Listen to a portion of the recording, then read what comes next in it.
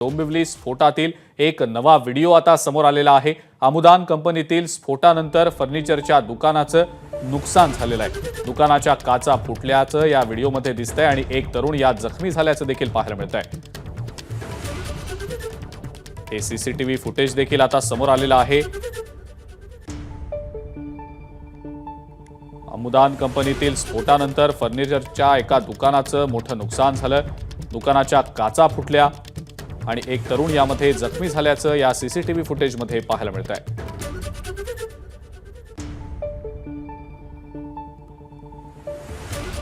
डोंबिवली स्फोटातला हा एक नवा व्हिडिओ आता समोर आलेला आहे।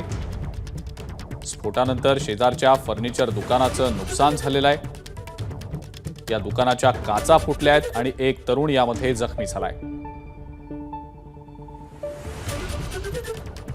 23 मे रोजीची ही घटना होती। या डोंबिवलीतल्या स्फोटानंतर आजूबाजूच्या परिसरातील अनेक इमारतींच्या काचा फुटलेल्या होत्या। या सगळ्या प्रकरणामध्ये आता एक नवीन व्हिडिओ देखील समोर आलेला आहे।